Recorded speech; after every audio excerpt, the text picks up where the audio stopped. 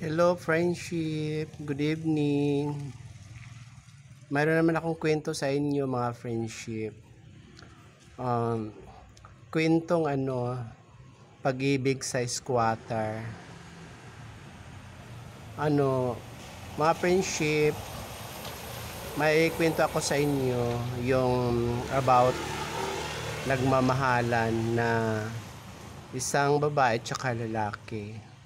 Nakilala ko sila sa tirahan namin dito sa squatter. Magkalapit lang kami ng bahay sa squatter. Ang story ng kanilang pag-ibig ay kakilala sila, ang tagal,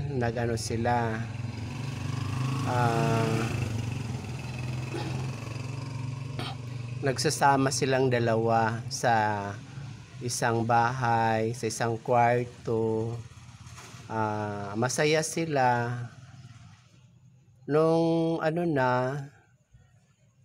nagkatagalan na nagkaroon sila ng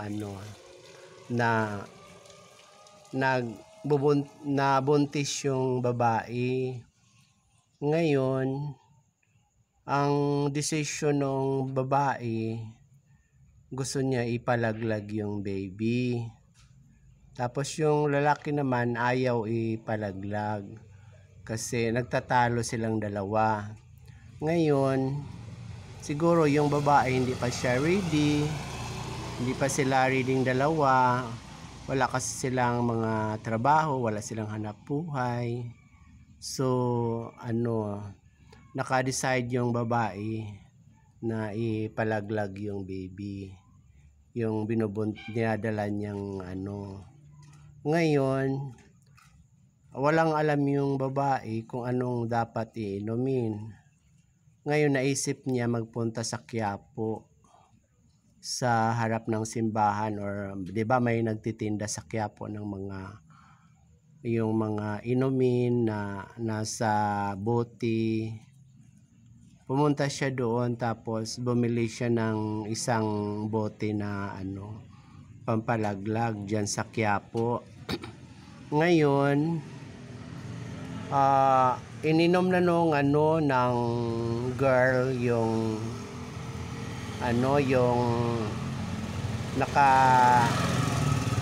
nakalaman doon sa sa bote na pangpalaglag, yung mapait yun. So ininom niya. Ngayon na siya, akala niya wala na yung nawala na yung yung binubuntis niya. Akala niya na nakuha na yung nalaglag na yung baby. Dinugo siya pero konti lang. Pero pagkat umabot na ng mga 5 months, lumalaki siya. Yung pala hindi siya nalaglag, tuloy-tuloy pala. Yung konting dugo-dugo, yung mga nagdurugo yung niya, part lang pala yun ng na yung bata. So nung nag 9 months na nanganak siya, normal, healthy yung baby. Yun. Pag-abot na ng 1 year, yung baby healthy, palagi nakadapa, napinsala pala yung niya, paa. Yung akala nila na yung normal lang sa bata yun na hindi palagi nakadapa. 1 year, dapa pa rin. 2 years, nakadapa pa rin. 3 years, 4 years, hanggang umabot ng 10 years, dapa pa rin siya, kawawa yung baby. Pinsala yung kaniyang hindi makaupo, hindi makatayo, hindi makalakad yung baby. Yun. Ngayon, lumaki yung hanggat umabot yata ng 11 or 12 years. Yun. Ngayon, yung mga magulang nila, nahirapan sila pag-alaga sa baby. Ngayon, wala naman silang dalawang trabaho, pa extra lang sila.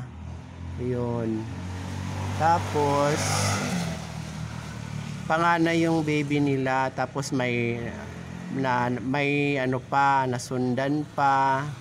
Bali mayroon silang 3 anak, 2 lalaki, 1 babae. Yun, yung bunso babae.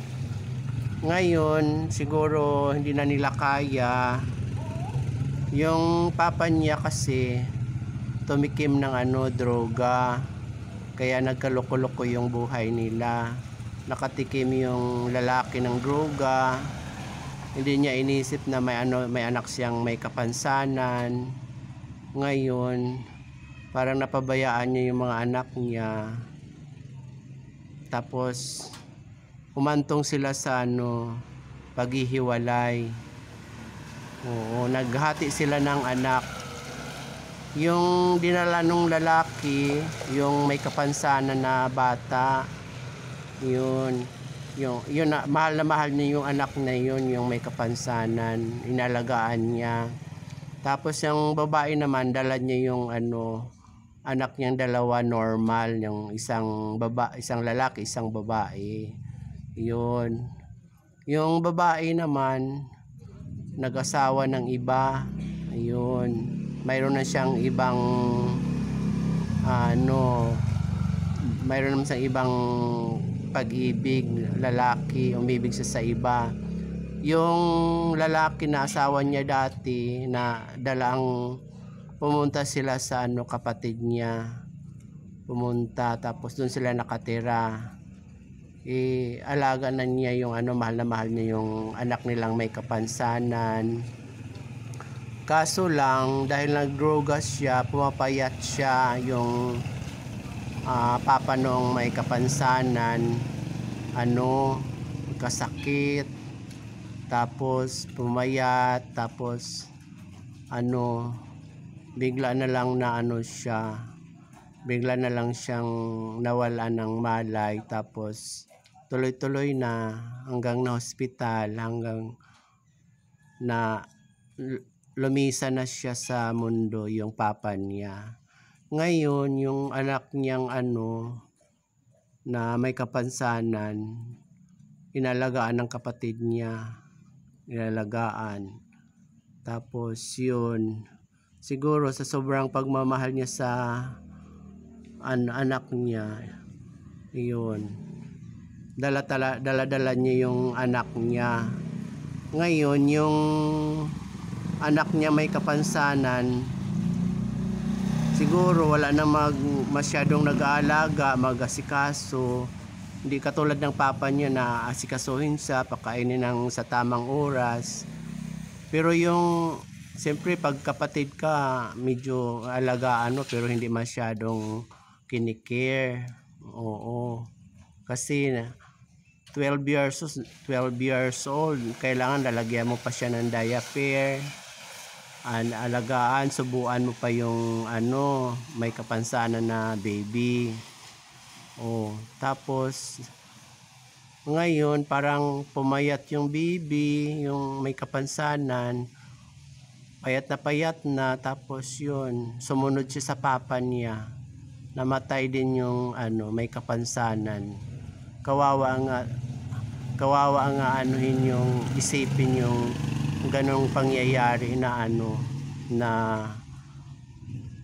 sitwasyon na mag-ama at saka anak na nagmamahalan, sabay magkasunod lang silang lumisan sa mundo dahil walang mag-aalaga sa kanilang dalawa.